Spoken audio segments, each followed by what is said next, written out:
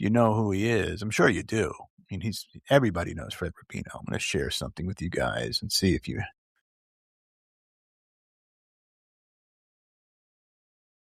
become Fred Rubino people.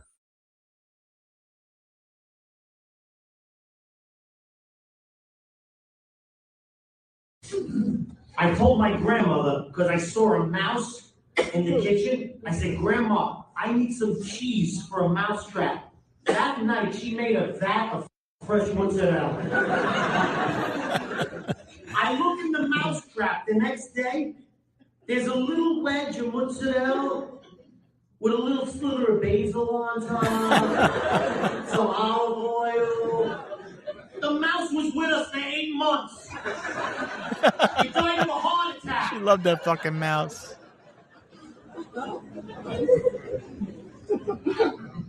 Let me tell you something.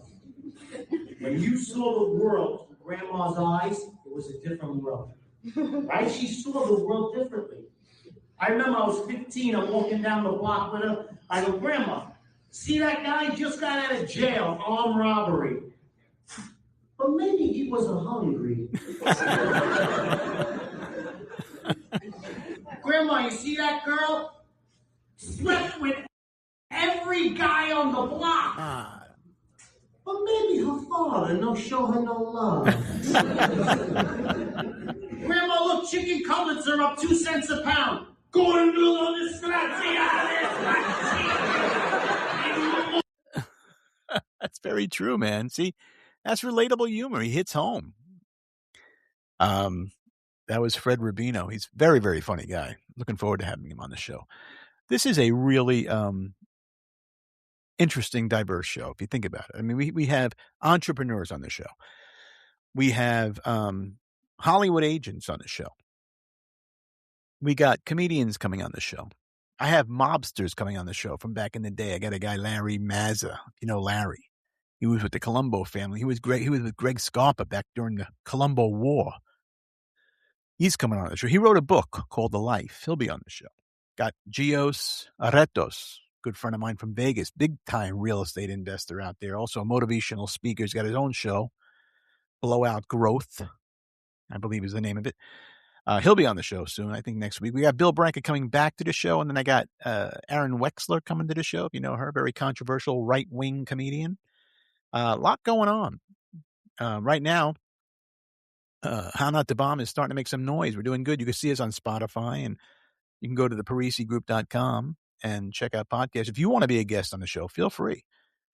Just go to the PariseGroup.com, fill out the information, under podcasts, and my producer will get that. And we'll look at it and see if you have a story to tell. It's about the comeback. It's about, you're out of the game, you hit rock bottom, whatever it is, and how you were able to come back, reestablish, rebuild yourself.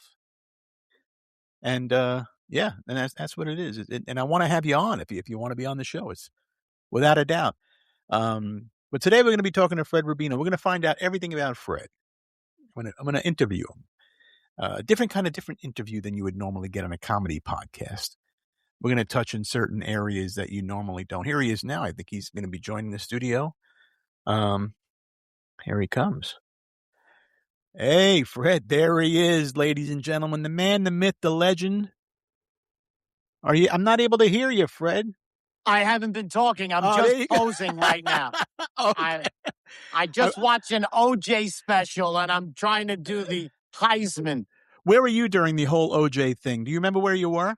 That's kind of one of those things. I had nothing to do with it. I was nowhere near it. I was around the corner. I literally lived like 3 miles from that whole fucking thing. I gotta say, I just wish one day I have a friend close enough to call him up and say, hey, I just cut my wife's head off and the waiter, come pick me up. And they would do it. They were, right? That's what kind of clout is that? That is, I call my friend up 1 a.m. Could you come pick me up at LaGuardia? Drop dead. Fuck you and the bus you fucking flew in on. I never got that. What was that old saying? Fuck you and the horse you rode in on. Who the fuck's riding around on a horse? Yeah. Now I gotta fuck a horse. Now I got to go fucking home. Like, yeah, it was another one. I got to piss like a Russian racehorse. Who the fuck? No, where did that come from? I got to piss like a fucking Russian racehorse. I played your clip. I played your clip before you came on. I wanted to give you a little introduction. So I played your clip about your Italian, your grandmother who made the mozzarella when you told her you needed cheese for the mouse. But she went out of her way. Yeah, she went out of her way to make the mozzarella. Because that's what they do. Making it. I wonder if grandmas do that today. You think they do that today? The new grandmas? You think they go out of their way for the grandchildren, or even the kids when they come out late at night? They make a whole spread on the table, sausage and peppers and eggs. Everything had peppers in those days. You know what it is? When my grandmother was 65 years old, she looked 90. That's the way it was. That's how it was. Now I'm in the Staten Island Mall. An 85-year-old woman. She had fake tits, spandex pants. Yeah. She had all kinds of lotion. She's winking at. What the fuck happened to grandmas? She left fucking pastels in Brooklyn and she never grew up. She stayed the same fucking way. That's it. It's the way she was is the way she is. My grandmother would fart and pastina would come out of her ass. Pastina and fucking eggs. So let me ask you this. So you grew up on the Lower East. Did you grow up on the Lower East Side of Manhattan? I was born on the Lower East Side on East 13th Street. And then we moved to the country, Bensonhurst, Brooklyn. Where in Bensonhurst were you? Because I did a lot of hanging out in Bensonhurst. It was my hangout. I was on 20th Avenue and 62nd Street. Okay, I used to hang out on West 8th and S, a lot on 18th Avenue I used to hang out, a lot on 86th Street back in the 80s. I mean, of course, everybody was cruising. Were you cruising 86th Street back then? No, I was a heavy metal guy. Oh, you were at L'Amour's. Yes, I met my wife at L'Amour's. You were going to L'Amour's, of course, and that was in Queens, I believe. Yeah. No, I was the one in Bensonhurst. Oh, you went to the one in Bensonhurst. Okay. Yeah. I used to go to Pastels. Christopher's on Quinton Road was a big one. You know what? That turned rock and roll, too. Oh, did it really? On Quinton Road, there was, I forget what the name of it was, some shit. And we used to go there, too, and hang out and walk home. And walk home, right. you had to step at Lenny and John's Pizza was not far from there. Yeah. Remember Lenny and John's? You'd go in there, get rice balls at 4 a.m. Waiting on fucking line for that shitty booth that everybody was waiting to get in a fucking booth. And meanwhile, the guy's mad at the world. Mad at the world, sitting by the pizza oven. I'll be yours in a minute, motherfucking son of a bitch. What do you want? He had an eye on him because he was always looking to stick his head in the oven and end it all. It was like no matter what question you asked him, anyway you go to a pizza, no matter what question you ask, the answer's always never mind. Never mind. I want a slice. Never mind with the slice. We used to break his balls. We used to say, "Yeah, got any salt? Because it's bland." Oh, they hate to hear that. That's the biggest insult. My God. That's like his life just ended right there. Let me ask you this. You took a different route in the business. You started out, because I started in comedy, I think we talked about it, in 1987, and you started in 2010. Yeah. Which was Late a different 2000s. time. That was a whole different time for starting comedy. I mean, when I started comedy, I could say I can blame it on the boom. I mean, I was in the middle of the boom, But you came in an area that was it was more social media, starting with this. It was like the tipping point. Social media, conventional with the clubs, but not as much. It was like, you didn't know where to go. It was not easy to work on your act. How did it happen with you? How'd that happen? Well, that was, you're absolutely right. I would start with open mics, and that crushed your soul, because nothing comes from the open mic, except your ability to be comfortable on a stage. That's the only thing. You can never know if your material is good. Yeah. So I did about 2 years of the open mics. Wow. And then it was, hey, do you want to do a bringer show? There's 175 comedians. They're all going to do 6 minutes each. Right. And it's like a pay to play. If you bring 4 people, you get 6 minutes. If you bring more than that, 6, 7 people, we'll give you 8 to 10 minutes. 8 to 10. Yeah, it was like the stingiest. Okay, you did do that. But where did you do that at, though? Were you in Brooklyn at that time, or you had moved? No, I was always in Manhattan doing that. It was at either Ha or New York Comedy Club or Broadway Comedy Club. Al Martin's place back in the day. Al Martin and his daughter. Yes. Or was a nice guy. people. I don't know. I don't know what happened. I think she's to a guy him. now. Yeah, I think she's a guy now. She's back to a guy? I'm not sure what happened. I don't know. Al left, and when Al passed away, everything went to fucking shit. I have no idea. Yeah, I don't know either. I think he has a cucumber patch in Jersey. Yeah, he's got something. Who the fuck knows what goes on? Al was me and Al were friends back in the day. He started comedy back in the day when I started, and he was never really funny on stage, Al, but he was very good at business. Yeah, horrible.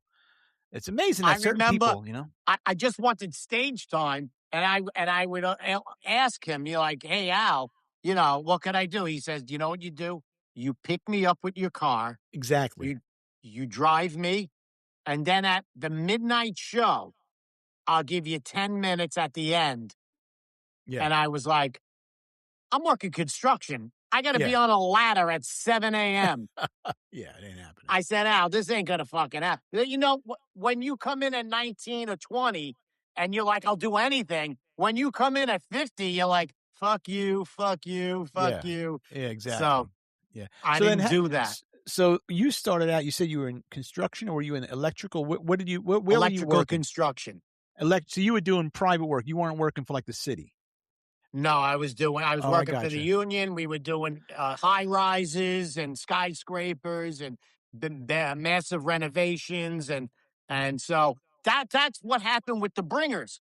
With the Bringers show, they go, could you bring 4 guys? I'm like, I'm on a construction site all day.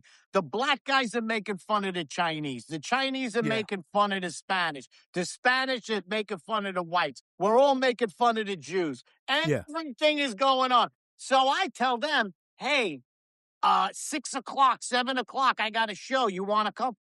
20 guys would show. Yeah, yeah. So they would be like this, Freddie, anytime you want to come, do 10 minutes. Would they keep you on until the end so they wouldn't walk out? So this way they knew your friends weren't going to walk out? Because they're going to probably leave after you, more than likely. Yeah, they always made me at least 3/4 of the way. They want to get those drinks in first, yeah. Well, one funny thing was, one time I was at the Gotham, and the crowd was 40, 45, 50 people. 25 were for me from the construction site. So they said, go ahead, go do 15 minutes, 10, 15. I go, I don't have 15 minutes. Do 12. Okay. So I get up there, and they used to have these huge bounces. So the guy comes up to me, and he goes, excuse me, he says, there's a big smell of marijuana in the club. Nice. Could you tell your friends not to smoke in the club? Otherwise, everyone's getting thrown out, and you'll never perform here again. Yeah. And I tell the guy, I go, I think that's despicable. I said, my friends, we're all construction workers. We drink. We would never smoke weed. And I can't believe just because some of my friends are black and they're here and they're Jamaican that you think that it's them smoking weed. I go, it's disgusting. You turned it on him. So the guy goes, all right. He goes, I apologize. I go, I'm only kidding. Of course it's my friends. I'll tell them to stop. How could they even ask you that, though? You brought 25 people, and then you'll never perform again. You'll never have 25 fucking people again. How's that? That's right. You figure it out, pal. So let me ask you this, Freddie. Are you a master electrician? Like, are you one of these guys that can do? Like, yeah, I don't. When you're in the union, you can't have a license. Okay. But I was a mechanic. So let me ask you now. Do you still delve into it all? Not for money, but like on your own stuff. My personal stuff. If I need a light, if I need to run stuff, I do it. But I don't do like side work or anything like that. So because nobody wants me to go there and sleep and drink and pee in the corner.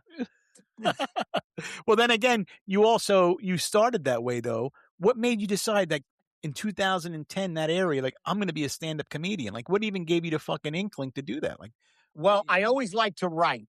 Okay.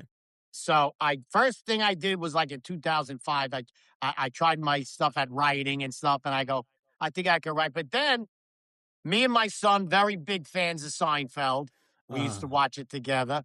Sure. And we got tickets to see Seinfeld interviewed, not stand-up, Okay. at John Jay College.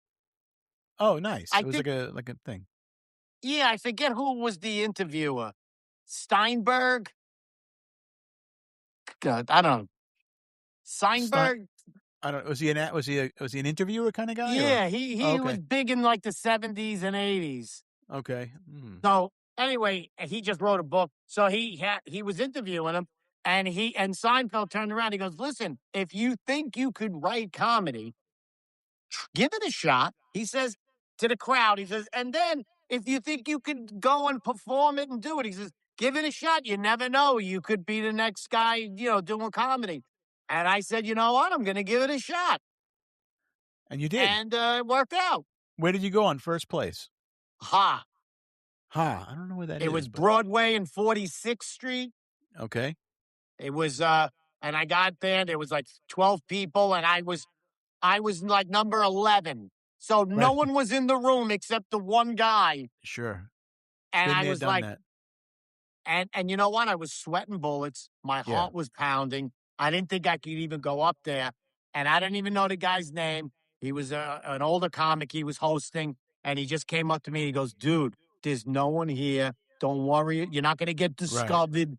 Yeah. Just No one's go up watching. and say your 5 minutes." Yeah. And he calmed me down, and I did it. And then that set it off. How do you feel? Were you killing right away, or did you start out bombing Nah. like everybody else? You see, when I started writing, I wrote for the construction crowd. Right. You were writing 'Cause for that's who was coming. particular. Yeah. Yeah. Exactly. So what happened was everything was racial. Because Okay. that's what they liked. Yeah. I got 5 different kinds of people. They all wanted, you better hit this guy, you better hit him. So Right. everything Yeah. was very, very racial. You were developing your way. Right. So Right. my way was just heavy on the racial stuff. And I thought I was doing great. I was like 5 years in. All the British shows wanted me. These guys were coming, and I wasn't getting booked anywhere. Couldn't get booked unless you brought people. I could not get booked. And I was like, there's 100 people in this room sometimes, and only 15 or so are here to see me, but I'm doing good. Yeah. And I didn't understand. So you know what I did? I reached out to another comic. I sent them a CD of my set, Goomba Johnny. Oh, sure. John Saliano. So he was at KTU. Right. That's right. And I sent it to him. I go, "I'm another Italian, blah, blah, blah, blah, blah, blah." The whole thing, tried to get on his soft side. And I sent it to him. And he says, "Come drop it off at KTU." So I do. He listens to it. He goes, "Listen, you obviously know how to write a joke. Everything you said is funny." He says, "Of course they're not hiring you. You're way too racial. You can't break in Right. like that." You had a transition. So that was your tipping point. That was it. And I said, "Well, what do I do? I've been 4 years writing like this." He says, "Start with maybe making fun of yourself a little, and then working in stuff that's not as, you can imagine what I was saying. Sure. Yeah. Horrendous shit." He Horrendous, says, "And work that in." So I started doing that. And then they were like, "All right, you can open here. You can open like the Looney Bin in Staten Island." Because you were safer. You got a little safer, but you were still edgy, but safer. Right. And Yeah. then I started opening up for people, and a lot of it were Italians. Yeah. And so I was in front of a crowd of Italians, and I said to myself, "You better start writing Italian stuff. Right. They don't want to hear your Puerto Rican jokes." Wow. And then I crazy. started writing Italian American. And so now I do a little bit of racial the way an Right. Italian American Would would. kind of on the corner stuff, hanging out on Right. the corner. If you're on the Kings Highway in West 8th, that's how you be talking. I was on the corner of cannoli and rice ball. Cannoli and sfogliatelle. So I had to change. I had Yeah. to roll with it because I'm saying, okay, now I do this. And I started doing Italian American stuff. And then clubs started, Right. wanting me. And and it took off from there. So you would say that that you started doing better and killing, and then and that's when you started changing. Once you went into that, you transitioned. Yes, I transitioned. Not Bruce Jenner. No, you didn't go that route. You weren't wearing a fucking black and red dress, but you were. I wasn't Al Martin's son. No, you weren't, or daughter, whoever the fuck she is this week. But you transitioned. Well, let's say you pivoted. How's that? You were able to pivot. I'm a pivoter. You're a pivoter. You've always been a pivoter. I'm half pivoter on my mother's side. Half pivoter, and then you're half transitional. It's like you're pivot transitional. Whatever. That's like a new fucking plural, whatever they call it. I'm pronoun. a trans pivoter. It's a pronoun. Trans pivoter. That's funny. That's great though that you were able to write like that. So that's pretty cool, the story, because you started comedy when it was one of the toughest times to start in comedy. You went through COVID, which, how'd you do during the COVID years? Well, let's get out of that first before we get into that world. When did you start deciding, I can do this now for a living and I'm going to get out of the construction world? Oh, I always did it during construction. Always. I was never making enough to do that. I was a feature, Right. and stuff like that. And so, and also, things like that. The younger comics, let's say the younger comics go, hey, you want to come to Vegas and open for this guy? And it's like, oh, yeah. Oh, we'll give you $400 or $500. It wasn't worth it. To me, I'm like, I'm not flying there, getting a room and doing. But if you're young, it's an adventure. Yeah. Yes. Yeah, but not when you're in your 50s and you're comfortable. You're making more money. No. Yeah. So it was a difficult decision to turn down. Not that difficult, but based on money, it was difficult. I turned down a lot of shit. It was a great opportunity, but you wouldn't have made any money. Right. So, that was against me too. That I have a family and I'm later in life. So I can't be doing all this shit. And also these kids are going to the clubs and just hanging out till 2 in the morning. Yeah, they don't, it's crazy. Well, and that's the thing, who wants to be a part of that, being up until 2. To me, it's like a loser mentality. That's why when I I've been doing comedy a long time, but when I stopped doing that world, it was like, it feels so much more successful when I got out of that 2 a.m. shit, hanging out at the Comedy Store in LA until 2 a.m. smoking weed. I'm like, this is not for me anymore. Right. After I had my wife and daughter, I'm like, my wife and daughter are home and I'm over here like a fucking Mama Luke smoking pot in the corner. I mean, it's not my thing, but when did you start? Okay. So you're making money in comedy now. And are you still, you're not even doing the construction anymore, I'm assuming. No, I stopped about 10 years ago. I got hurt on the job and I packed it in. Very cool. And not very cool that you got hurt, but yeah. Yeah. And you're working a lot. Well, that's every Italian's dream, is to get hurt on the job and not work anymore. Yeah. Yeah. Move to Florida. Everybody moves to Florida. I said, why? I moved on the other end of Florida. You live on the east coast of Florida. I live on the west in Orlando. Coast. Yeah, and I'm in the Sarasota. Well, I was in Sarasota, but now Tampa. And I decided I like this area a little bit better. But you're in Orlando? Yeah. I thought you were like in Boca for some reason. No, Boca. Oh, you're in Orlando. So you're kind of like us over here. It's not like walking around. Like when I go to Boca, it's like being back in Long Island to me. Yeah, yeah. But over here and where you are, it's kind of like being in New York, though, where you are, because a lot of people move to Orlando too. Yeah, and Tampa. In my town, there's a bagel place a Jersey bagel place. Yeah, you got pizzerias, the New York pizza place. It's they try. Yeah, you're only about 50 miles from me, I think. I'm not that far from Orlando. I'm in Wesley Chapel, Florida, actually. I was just there. There was what was there? Side Splitters in Wesley Chapel. Yes. Yeah, not far from my house. I'm right around, not that far at all. I never walked in the place. There. We should double headline that. We could do that. How'd you do there? How'd you like it? Great. I loved it. They had me there once a year, maybe once every 9 months. And do you play the one in Tampa too? I did it once, and then I think after that, the guy was like, "Oh, they'll love you in Wesley Chapel," which is a nice way of saying, we don't want you here. We want you at our other club. Right. Well, Wesley Chapel does have a lot of New York. This area has a lot of New Yorkers, Italian Americans. Yes. Yeah, you have a lot of them over here. If you and I got together and did something as like a co-headlining thing, we would fucking kill it. I am working on that. I want that to happen. Because what I have is, well, you got like the You have a very big following on the social media, which is great. I got somewhat of a following. But I have all the old fans from the back in the 80s and 90s. So that's my crowd. I have like the old everybody back when I was touring with Dice from 1989 until, I was 30 years. I have all them. So they know I'm coming into town. They want to see me, but I can't pack a 1,000-seat room, but I can get some people in there, They want to see me from those days. So I give them the classic wheel stuff, of course, and that's how they remember me. With you got a huge Facebook following. I know you got like 140,000 people just on Facebook alone. And you got a big Italian American following. So, you have that. So between the two of us, I mean, I think we could do good. It's a win-win, I think all we need to get is somebody that promotes it. And once they hear that Wheels is in town and Freddie Rubino's with him, I think it would be a great thing. Yeah, we do it together, like dueling pianos, dueling guineas. Why don't we call it the dueling guineas? The dueling. Remember they used to use the word greenhorn? I mean, my grandmother used to go, those are the greenhorns. What the fuck? The greenhorns. I think that meant you were new, right? Yeah.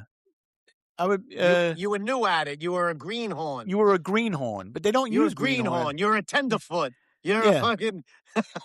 You're a fucking greenhorn. Imagine calling somebody that today. I come over, you're a fucking greenhorn. That's what you are.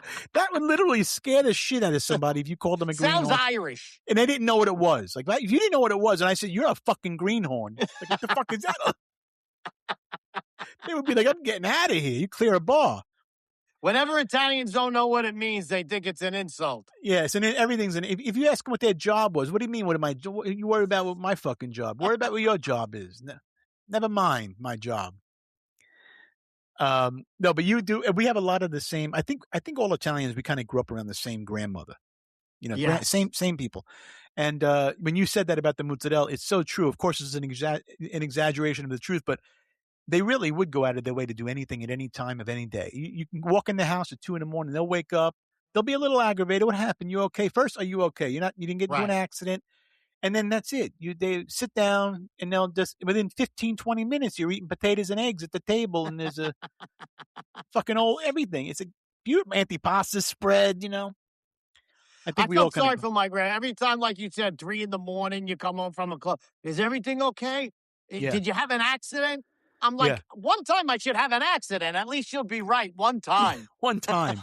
What's interesting about that is we're blessed to say we had that grandma, number one. And number two, they were in our house at 3 o'clock in the morning. Yeah.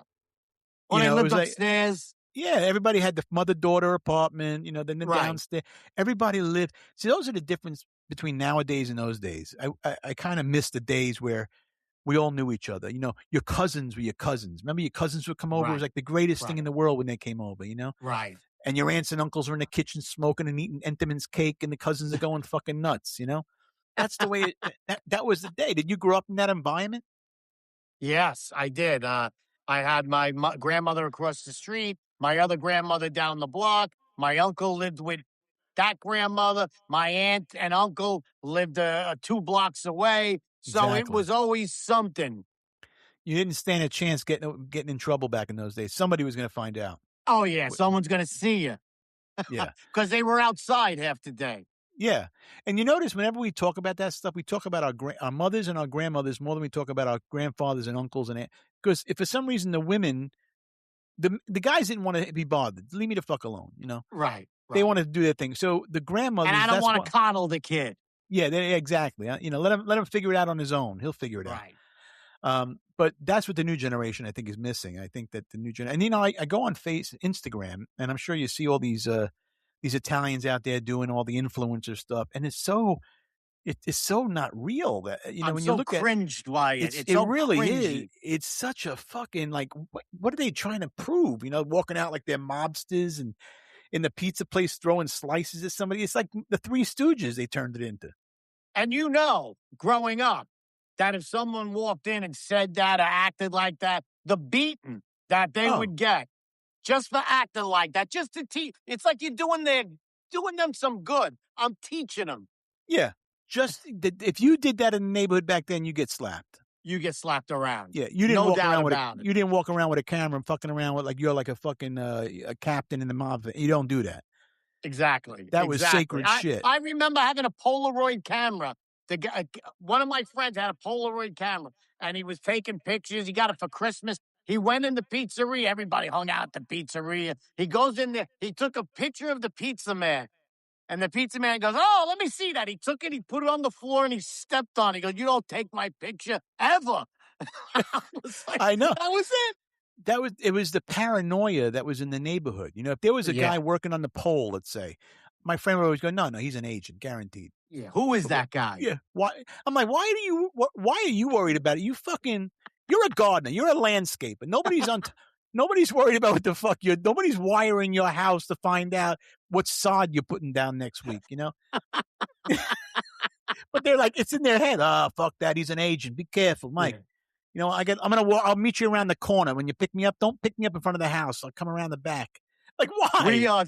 We are radar. I remember I was a kid. I was in the pizzeria, and a guy came in. He was looking for his dog. He said his dog ran away. And he comes in. He asked the pizza guy, he goes, "Did you see my dog? It was a mutt. It was a German Shepherd mutt." He goes, No, we didn't see. He goes, "Well, please keep an eye out." He goes, "I'll come back. Yeah. So when he left, I'm like 10. I'm like, oh my God, the guy lost his dog. The pizza guy turned around and goes, "Yeah, he lost the dog, my ass. What did he want? What did he want in here?" Exactly. Never. You can't do no good but around people. You just when they used to ask my father, like, you know, the homeless person would walk over to my father, he'd be like, "Don't give him anything." Why? Fucking guy's probably a judge. Like, what are you talking about? He's homeless. He's asking for money. It's bullshit. It's a fucking scam. It's all bullshit. Guy lives in fucking Hewlett Harbor. That happened to me recently. I saw a homeless woman, and my friend was with me, and dirty, and I felt so bad. So I gave her like $5. You know, big deal. Yeah. I said, "Here you go." She goes, "Oh, thank you." She had enough in her. And my friend goes, "You know what she's going to do with it? She's going to go buy liquor." I go, "What did you think? I thought she was a savvy investor." Yeah. What did you think? I thought she was going to she was going to short fucking Microsoft. Of course she's going to go get liquor. You're going to go change her life for $5? In a garbage can. Yeah. You know, she needs a little liquor to fucking wash it down with. She lives in a garbage can. Yeah. I'd be begging for heroin. Please, I live in a garbage can. Someone kill me. Yeah, my $5 isn't going to change their whole fucking world, you know? I get a kick out of people. And he was mad at me the whole day. The whole day. If we went for a pizza, it's on him. He's got the money. Yeah. He likes to buy he's shelling out money today. Yeah. Let's take an $80 Uber somewhere. It's on you. You like to throw fucking money. Yeah. Mother Teresa wants to save the world. You can't do no right. You can't. So, that's interesting. We kind of grew up in the same area. Well, you know, I hung out. I used to hang out in Gravesend was my hang. Gravesend, and, you know, I would stay on 11th Avenue in Dyker Heights, and and back in the day, Cafe Milalucci, if you remember Cafe Milalucci, Cafe Italia down the block, Fat Petey's joint. I knew all those guys. We're all friends back in those days. Only because it's like, you know, it was just a part of the culture. It's like, you know, you don't go out to try and meet these people. People say, "Oh, you knew a lot of wise guys." I knew a lot of them because we just knew a lot of people. We just knew who they were. Yeah. It didn't matter what they were. We couldn't help it. You know, you go to the wrong number and have a beer, you know, you're hanging out around a bunch of them. You just become friends. It's not like you're in it, you know. You're not in it. You're not trying to be in it. No. And you're not trying to mimic them. That's the worst thing you could have done back then. Just be normal and be right. You know, just accept who you are. You know, when I started out in comedy, Fred, I had a guy. You know, I was kind of. I want to say the mob comic back of the 80s and 90s. I was doing all the mob weddings. Me and Pat Cooper back in those days. I was with somebody who kind of guided my career, who was very high level, and they took me under their wing and guided my career.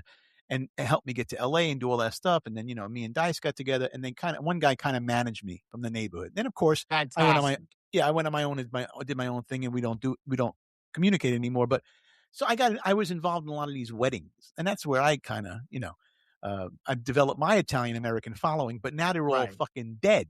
See, you were able to develop a following that still fucking exists. My following's fucking dead. They're getting older and older. You know how I know? I tell them, I go, here's the ticket link. And it's a picture. Like, I just clicked the picture. And they're like, that's a picture. Where's the link? How do I get on the link? How do I pay? Right. Could I call them? I'm like, Jesus Christ, you don't know how to buy tickets online? How old are you?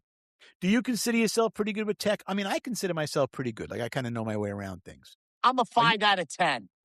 Are you a learner? Do you like to learn about it? Or do you go, I'm not touching the AI. I'm not doing, do you try to embrace it a little bit? I'm dabbling, like I'm making flyers now with AI, you know, and I'm making jokes. Like I made a joke about Khomeini getting blown up and, you know, AI it, and, you know, it took off. It got it like 1 million views and stuff like that. Or Kamala Harris drunk holding a bottle, you know, so I'm starting to get the hang of that. That's good. You got to embrace. You can't, you know, like a lot of people, you know, nowadays, you know, from back in the day never embraced it. What do they always like? You always hear about, oh, no, remember years ago, oh, I'm not going to get into that email shit and all that. Now they're like now they're like, you know, they're handcuffed. They can't do anything. They still have fucking old AOL addresses. You know, I was talking to I still have one. I have, yeah, but I don't use it anymore. Right. I know, I see this guy is like this, you know, they have address, eat my ass 74, you know, at AOL. You know, like, you're 82 years old. You still got that fucking address. Like, you know, it's an insult. Who is that? Oh, that's Abe. That's Abraham down the block. Eat my ass, Abraham. Gertrude, yeah. Eat my ass 78. You didn't, you never changed it. Never got into Gmail. Yeah.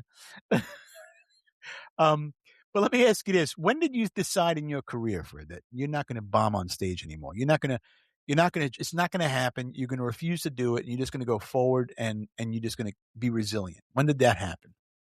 That happened when I was making that transition and saying, okay, I have enough material. I'll do a mix of the Italian and I'll throw in all the other stuff. And then that other stuff really wasn't working. And then I said to myself, okay, it's not working. I have to write more of the stuff that's working. Right. And I have to concentrate on, you know what I noticed? I noticed, because I'm a fan of this podcast, and the first two were magnificent. I loved them. And so I was thinking about the thing, you know, how not to bomb. And right, you know, I walked away thinking about it. So I was saying to myself, now as a comic, I notice there's like 3 kinds of comics. There's the comic that doesn't know he bombs. You know, I've seen this guy many times. Many times. Whether they open for you or they're on the same show.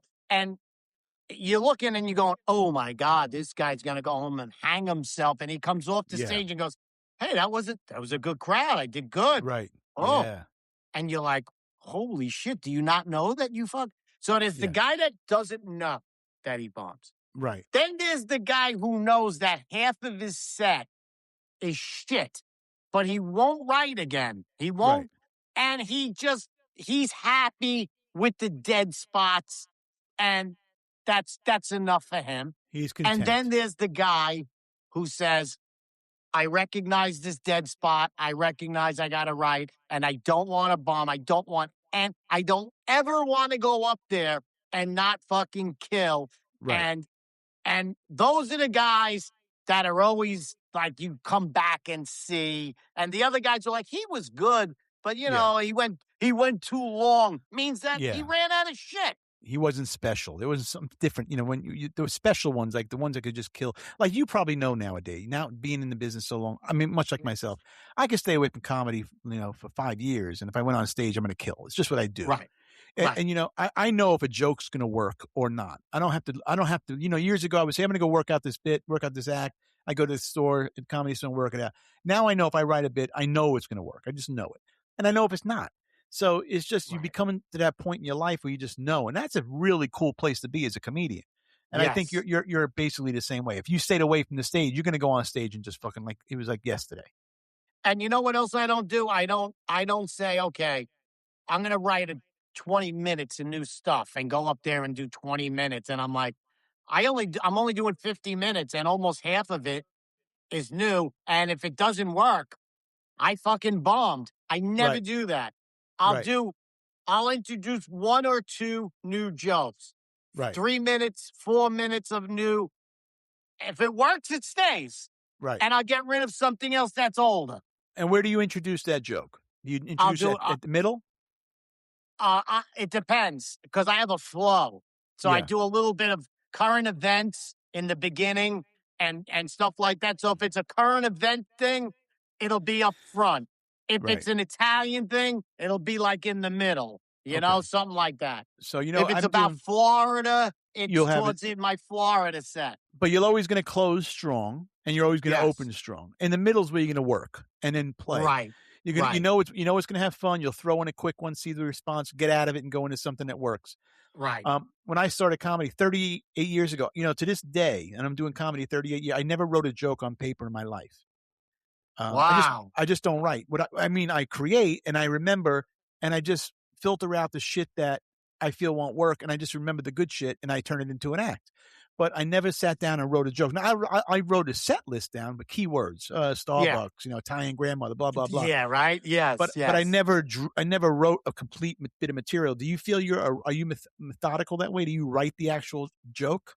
What I do is now with the phone, I'll go on the phone and I'll say, DEI joke about the midget and the pilot. And then, okay, so now when I go home, I see that and I'll write it out. And what's very frustrating is I'll write the whole thing out. It's a whole page. By the time I make it funny, it's 2 sentences. Sure, yeah. That's the way. Yeah. Yeah, it's because, you're going to be rambling until the funny comes out. You'll ramble, and all of a sudden, all that rambling turned into a minute and a half of great shit. But yes, I will write it out, and then I will put it in my set. If it doesn't work the first time, let's say I'm at a place for 2 or 3 shows, I'll give it the 3 shows. If all 3 shows I'm not satisfied, it's gone. That's it. And I love it, and I wanted it to work. You got to really have a backbone to throw shit out. Yeah, you do. You sure do. Yeah. Because people get married to it. They're like, no, I know that joke is going to work. It's a good joke. I'm like, but it doesn't get laughs. You like it, but it doesn't get laughs. You got to know when to say it's not going to work. You just know it, And what's great about nowadays, because I went up at the Boca Black Box recently, my first time on stage in 8 years, and killed every fucking show, better and better every show, destroyed. I settled for nothing less. I know who I am, and I think you have to know who you are in the business. I can be humble and say thank you, and I appreciate you calling me a good comic, but I know who the fuck I am, and you do too. You got to have that bit of an ego. You have to have it in the business. It fuels you to know. We're humble, but we know. Anyway, after all those years of not going on, so now I said, all right, well, I got to do some old material, as I create new material. So I was creating new material those nights as I'm saying the old. But what's great about it, I call it classic wheels. You're going to see some classic wheels for people who are my fans that want to hear the old shit that they haven't heard in so many years. So it's classic. That is such a great place to be in. It is. Yeah, I love that because I could do new shit. I have like 4 or 5 jokes that if I don't do them, people will go, I brought my cousins. I wanted to hear that joke. That was the joke. I've been talking about that joke for 2 years. You did. Right. And I'm like, yeah, but I'm trying to move away. No. You have. So now there's like 3 or 4 or 5 jokes that I have to do every time. They're waiting for it. They love it just like they seen it 6, 7 years ago. And I never love changes. that. Because you're a comedy fan. If you're going to go to a Dice show, you want to hear the poems, don't you? Eventually, don't you want to hear them? You gotta have it. It brings you back to a time when you were, single probably, or had no bill. It takes you back to those nights you were hanging out at the clubs, and it's just one of those nights. And it's all about the memory and the experience, and that's what comedy does. I appreciate it when I'm a fan of a comic and he does his classic stuff. It's not just for him. It's for us. I paid my money. Yeah. Dance, monkey, dance. That's right, motherfucker. You want to see you dance, Spidey, you fucking stuttering prick. Say that fucking classic line, Mother Hubbard. But you want to give him the classics. So that's a good thing. So now, the way comedy's changing now. Now you have a podcast. I've done it a few times. I've called in. I love the show. Thank you. very professionally done. You have it seems like you have a producer and you have sponsors, and that's great. How do you feel about podcasting world? How do you feel the way comedy is progressing? Where do you think it's going? I think podcasting is good to a certain extent. Sometimes it helps me write. Like I'll come up with 5 things that we cover, and then maybe once a month I'll walk away with something and go, man, I could put that in my routine. Right. But I think it's so saturated now with podcasts that it's not like you're going to get 1 million people and people hit this, even the guys now who are breaking in and all of a sudden exploded. It wasn't because of their podcast. It was because they went viral on some stupid fucking thing. And so, but I think podcast is more important to the comic or the guy doing it than the actual podcast itself. Like it's gonna make money. You're not gonna make money on it. Not right away. You're right. I think it's a great, I wish when I was younger that Seinfeld had a podcast and I could just listen to him talk. So once you get your fans, like I was a fan of yours. So thank you. It was an honor to be on my podcast, but now I get a kick out of watching your podcast because I don't have to, it's something beyond your act and you're still being funny off the cuff. There's a couple of good comics that their podcasts suck. Oh, terrible. Yeah, there's a lot of them out there. It's funny you say that because when I started podcasting in 2012, so you were saying like these things behind me, they're albums. I'll show you real quick for people. So this one, that was my first podcast. I Do Things. Okay. This is Don't Eat All the Meatballs, my third podcast. Don't Eat All the Meatballs. And the one over here, I don't think you can see it, but anyway, it's there, right? Well, no, you can't probably can't see it. Me and Andrew Dice Clay, we had a podcast called Rolling with Dice and Wheels, and we actually were number 1 before Rogan was. We were actually number 1 on the charts. We were so it was Rolling with Dice and Wheels. So that was another one. And so those are the podcasts I've done. So this one, How Not to Bomb, is my 4th real podcast that I'm attached to. And I think it's going to do well. But see, if I get quality guests on like you, it's going to do well. If you step it up and you skip guys like me, maybe you'll get a better following. Exactly. But you're doing really good with it. And I do enjoy being a part of it because you just never know what the fuck's going to happen. It really is an off the cuff show. It's not off the cuff for you, your show. You know what you're going to talk about, but I force comedians to go off the cuff. You're throwing it at us. So it's like, today's, disgraziata of the week. And then all of a sudden it's like, you're waiting for it. And now I hope that I think he's a disgraziata too, so I can go at it. Right. What if I like the person you're talking about? Especially in politics, we got to, politics. You lean more towards what area do you lean more towards? What's that? So you do talk about a little bit of politics in your podcast. Yes. And I always say I'm a proud Republican. I'm conservative. Right. I'm a patriot, and I believe what I believe. I'm not trying to shove anything down anybody's throat. And I think you should be proud of whatever you are. If you want to be a fucking Dem, be proud of being that. If you want to be a fucking middle, whatever you want to be proud of. But don't ridicule me for doing what the fuck I believe. I agree. I am a right-wing comic. You are. More than right. I'm pushing towards a dictatorship. How's that affecting the show? How's that affect your show when you're doing live performances? You know what? A lot of people see me on Facebook and they come to see that. Correct. But if they had any that don't. Sometimes you get somebody in the crowd and they're like, whoa, like I do a Kamala Harris joke and they're like, and I'm like, relax, dude. It's 1.5 minutes out of 59 minutes. Exactly. Just relax, will you? And even the Democrats know she's a fucking joke. So I mean, they even laugh at it at this point. Right.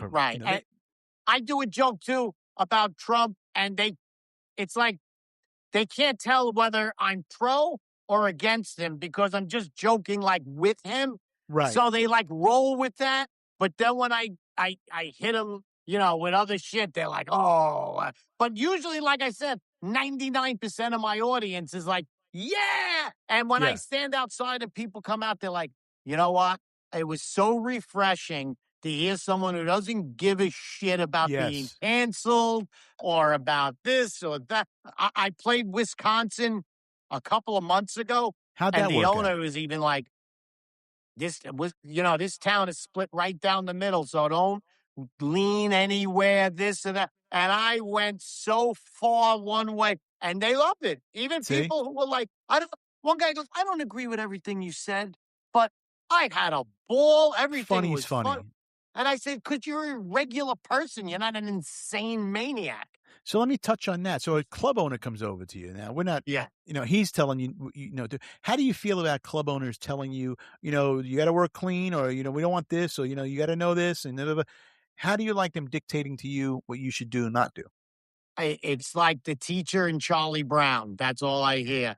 Womp, womp, womp, womp, womp. And I always go, yep, nothing political. No, I would never say that. Okay. And then I go up, and then if he invites me back, he invites me back. That's right. So, but have they ever came over to you and said, you can't play my room anymore? Or, I don't know if I want you back. Once. You did? It was Al Martin's son.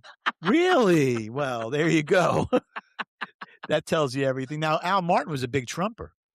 Yes. His son is not. Or his daughter. I don't know how to. Well, maybe maybe his daughter likes Trump, but his son doesn't. See, that's how it works. It's one way or the other with these people. It was late. It was my construction friends were in, and he comes up to me. He goes, listen to me. He says, no AIDS jokes and no Holocaust jokes. He goes, you will be banned forever. I said, got it. And I had a Holocaust joke, but I didn't have an AIDS joke, and I wrote it right there. You should have opened up, but I knew this Holocaust survivor who died of AIDS. I don't want to get into it. but I don't want to get into it. I don't want to talk about it. Hey, Freddie, this was a fucking fun show, man. I'm glad you were on the show. I hope you enjoyed being on the show. I am too. Thank you so much. It was an honor being on. And where can people find you? You always ask me the same question. I'm going to ask you the same thing. Where can people find you? Just go to fredrubino.com, and that's where my show dates are. I'll be in Chicago, Wisconsin, and Florida the next 3 months. So come out and see me. And thank you so much for having me on. Hey, Freddie, thank you very much. Ladies and gentlemen, that was Fred Rubino. You saw him right here on How Not to Bomb. We'll be back next week with a whole new show. And, of course, I'm sure Freddie's going to come back. I appreciate it, Fred. Thank you so much. Don't forget How Not to Bomb and at Wheels Live on Instagram. And YouTube is Wheels P. If you want to see the re-record version, you can find us on Spotify. You'll be on Spotify, iHeartRadio, Pandora, and all the other big boys.